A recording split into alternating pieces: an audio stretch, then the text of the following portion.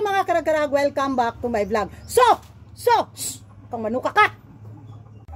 Isang maganda at preskong umaga sa inyong lahat mula dito sa Lasak City. Kasing presko din ang ating menopausal distraction look. Ang mga latest na mga pasabog eksena galore sa Miss Universe 2023 na kung saan ando na nga ang ating pambatong si Michelle D. Nagkita-kita na sila at nagtabi-tabi na rin sila sa mga kapwa niya, mga kandidata na lalaban sa corona ngayong November 18. At eto pa, nako, habang tumatagal ba, walang halong bias na reaction vlog to ha, habang papalapit ang laban sa Miss Universe 2023, naglo-glow si Michelle D, no? Iba yung aura niya mga karag-karag. Yun talaga yung napapansin ko. Ang presko. Walang halong kimikal ng kapaguran. Di ba? Hindi mo maramdaman sa kanya na pagod siya sa biyahe, na pressure din siya na muli niyang maipasok ang Pilipinas sa mapa ng placement sa Miss Universe. Alay, iba yung glow mga karag-karag. Tapos nung makita ko yung outfitan, bitaw niya, ay, longligid kaayo si Michelle D. Lami ka ipang sipa, bitaw yung legs ni Michelle D na, ay, gayda. So, ramdam ko talaga na aatake talaga ito si Michelle D ng bungga sa darating na final sa Miss Universe 2023.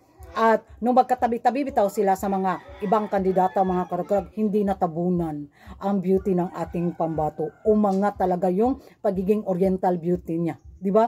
Yung beauty niya is hindi nasasapawan. Andun makita mo talaga, ay, mapansin mo, oy, walang halong bias na to ha, kaikikan to mga karag-karag. Hindi dahil, supporter ako ni Michelle D, pero yun talaga yung nakikita ko sa kanya. Andun talaga yung pagiging alta niya na Philippines to, di ba? Wala, dahil lumalaban yung pambato natin. Masaya ako at na-maintain ni Michelle D yung freshness overlooking niya mula sa kanyang biyahe hanggang sa na-meet niya yung mga kapwa niya kandidata.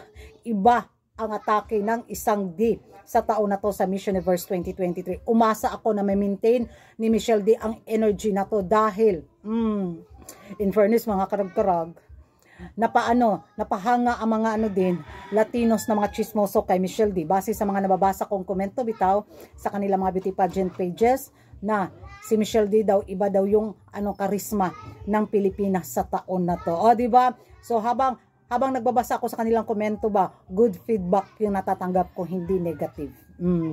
Walang walang panlalait na nabasa ko sa page na napuntahan ko. Approved talaga sila sa beauty ni Michelle D.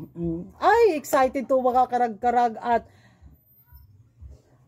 wala lang, happy lang si Kuragan sa nakikita kong mga pasabog ni Michelle D sa Miss Universe 2023. Ewan ko sa inyo mga karag-karag kung ganun ba yung nakikita nyo sa nakikita ko, yung kapriskuhan ng face lock ni Michelle D at yung energy niya. Mag-ingay tayo sa comment section kung magkapareho ba tayo ng opinion, paniniwala at nakikita sa ating mga mata bitaw, o kung hindi man, magrespetuhan na lang tayo dahil kanya-kanya naman tayo ng gusto, di ba? So, yan ang mga karag-karag, mag-ingay tayo sa comment section at kung hindi ka pa nakapag-subscribe sa YouTube channel ko, don't forget to like and subscribe. Kuragan Karag, ang babaeng lagi ng karag-karag, and see you in my next vlog. Bye-bye!